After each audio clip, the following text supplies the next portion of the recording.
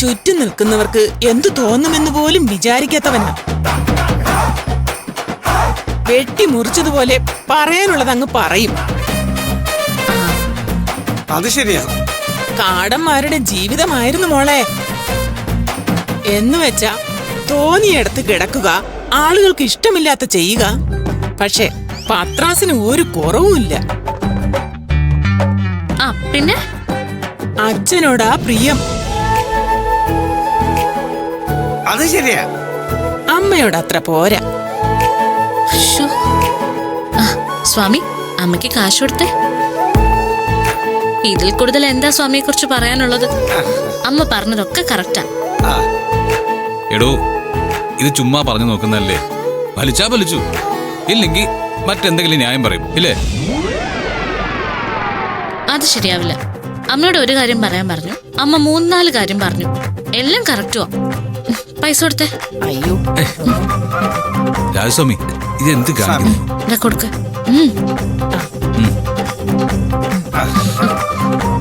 പക്ഷെ ഇപ്പോ ഗംഗയിൽ മുങ്ങി കുളിച്ചതുപോലെ പരിശുദ്ധി ഉള്ളവനാ.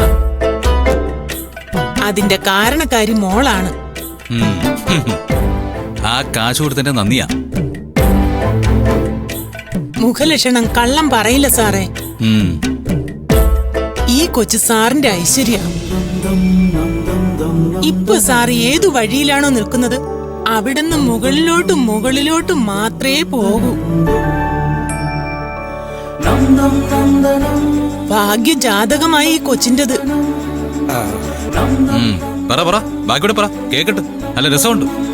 പരമശിവനും പാർവതിയും പോലെ, വിഷ്ണുവും ലക്ഷ്മിയും പോലെ ആടിപ്പാടി ആനന്ദിച്ച് ജീവിക്കേണ്ടവരാണ് നിങ്ങൾ രണ്ടുപേരും. പക്ഷേ തടസ്സങ്ങളില്ല എന്ന് ഞാൻ പറയുന്നില്ല. തടസ്സങ്ങളുണ്ട്. അത് മറികടക്കാനുള്ള കഴിവ് ഭഗവാൻ മോന് തന്നിട്ടുണ്ട്. ഭാവിയിലെ ഉത്തമനായൊരു പുത്രനും ഉത്തമയായൊരു പുത്രിയും രണ്ടുപേർക്കും ഉണ്ടാകുമെന്നാണ് ലക്ഷണത്തിൽ കാണുന്നത്. നമ്മളെ വിശ്വസിപ്പിക്കാൻ ശ്രമിക്കുന്നുണ്ട്. മോളെ, ഇതിൽ കൂടുതൽ ലക്ഷണം പറയാൻ പാടില്ല. ഞാൻ പറഞ്ഞതുപോലെ മക്കളുമൊത്ത് രണ്ടുപേരും ഒന്നിച്ച് ജീവിക്കണമെങ്കിൽ നിങ്ങളുടെ ജീവിതം ഇനിയും തുടങ്ങേണ്ടിയിരിക്കുന്നു. അമ്മ പോട്ടെ മോളെ. ശരിയമ്മ.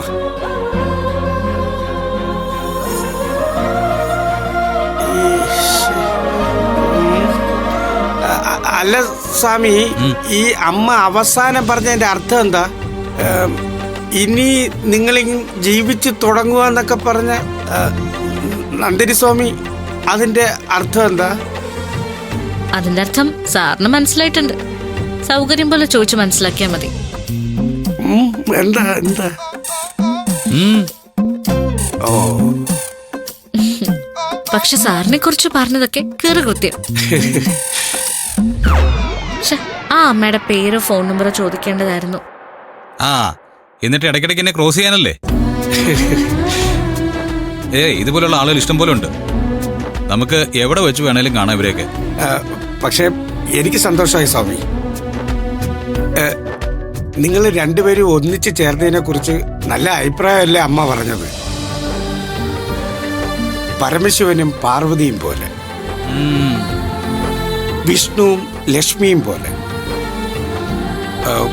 കുറച്ചു കാലം കഴിയുമ്പോൾ അവരെല്ലാവരുടെയും പറയും സൂര്യയും നന്ദിനിയും പോലെ.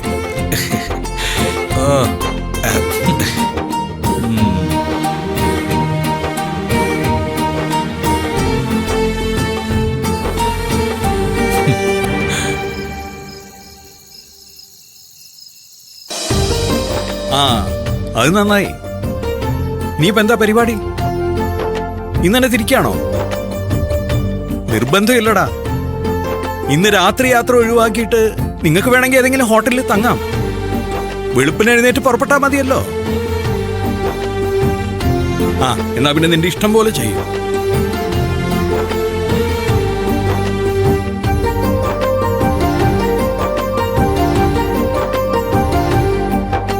സൂര്യ വിളിച്ചത്. അവര് സന്ധ്യയ്ക്ക് മുമ്പേ ദർശനം നടത്തി. പത്മ, താനിവിടെ ഇരിക്കും.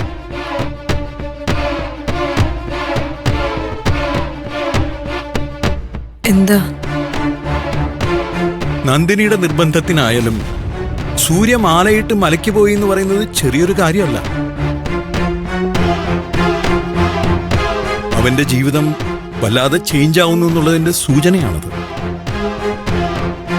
സൂര്യയുടെ പെരുമാറ്റത്തിൽ ഇതുവരെ മാറ്റം വരാത്തത് തന്നോടുള്ള സമീപനത്തിലാണ്. അതിനവനെ മാത്രം കുറ്റം പറയാനും പറ്റില്ല. തനിക്കും അതിൽ പങ്കുണ്ടല്ലോ. എന്തു പങ്ക്? കണ്ടോ, ഞാൻ കാര്യം പറയുമ്പോഴേക്കും താൻ ബഹളം വെക്കുകയാണ്. ഞാൻ പറയുന്നത് സമാധാനമായി താൻ കേൾക്കാൻ തയ്യാറായാൽ മാത്രമേ എനിക്കും സംസാരിക്കാൻ താല്പര്യമുള്ളൂ. പറഞ്ഞോളൂ, ഞാൻ കേൾക്കാം.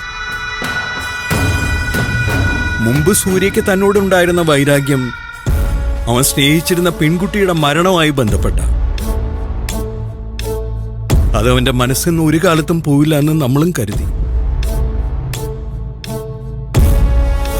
അവന്റെ രീതികളും അങ്ങനെയായിരുന്നു. പക്ഷേ അപ്രതീക്ഷിതമായിട്ട് നന്ദിനി അവന്റെ ജീവിതത്തിലേക്ക് വന്നപ്പോ അവൻ പതുക്കെ പതുക്കെ അതൊക്കെ മറന്നു. ഞാൻ പറഞ്ഞു വരുന്നത്, ചില കാര്യങ്ങൾ മറക്കാനും പൊറുക്കാനും താൻ തയ്യാറായ അവനെ പരിപൂർണമായിട്ടും തിരുത്താൻ നമുക്ക് പറ്റും. സൂര്യയെ നമുക്ക് ഏറ്റവും പ്രിയപ്പെട്ടവനാക്കി മാറ്റാൻ നമുക്ക് സാധിക്കും. എന്റെ ഭാഗത്തുനിന്ന് ഇതുവരയ്ക്കും അതിനൊരു തടസ്സം ഉണ്ടായിട്ടുണ്ടോ? ഞാൻ അവനെ സ്നേഹിക്കുന്നുണ്ട്. അത് മറ്റുള്ളവർ മനസ്സിലാക്കുന്നുണ്ടോന്ന് എനിക്കറിയില്ല. പത്മ, താൻ ഈ സ്നേഹം എന്ന് പറയുന്ന സാധനം ഉള്ളിൽ വെച്ച് നടന്നുകൊണ്ട് ഒരു പ്രയോജനവുമില്ല. വല്ലപ്പോഴും ഒരിക്കൽ ഇതുപോലെ വിളിച്ച് പറഞ്ഞിട്ടും കാര്യമില്ല. അത് അവന് ഫീൽ ചെയ്യണ്ടേ?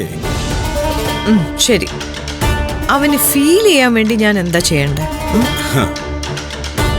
ഇപ്പൊ നിങ്ങൾ തമ്മിലുള്ള പ്രശ്നം എന്താ? നന്ദിനിയെ ചൊല്ലിയല്ലേ? നന്ദിനിയെ സൂര്യയുടെ ഭാര്യയായിട്ട് താൻ അംഗീകരിച്ചു എന്നൊരു വാക്ക് പറഞ്ഞാൽ അവിടെ തീരാവുന്നതേ ഉള്ളൂ. ഇതൊക്കെ താൻ തന്റെ ഈ ഈഗോ ഒന്ന് മാറ്റിവെച്ച. മിടുക്കനാണല്ലോ നിങ്ങള്. സാഹചര്യങ്ങൾ ഉപയോഗിക്കാൻ ഭംഗിയായിട്ട് അറിയാല്ലേ? സൂര്യ മാലയിട്ട് മലയ്ക്ക് പോയ സാഹചര്യം, ഷോ, ഇതിനേക്കാൾ ഭംഗിയായിട്ട് വേറെ ആർക്ക് യൂസ് ചെയ്യാൻ പറ്റുമെന്ന് എനിക്ക് തോന്നുന്നില്ല. അവര് തിരിച്ചു വരുമ്പോ അവളെ ഞാൻ മരുമകളായിട്ട് അങ്ങ് സ്വീകരിക്കണം.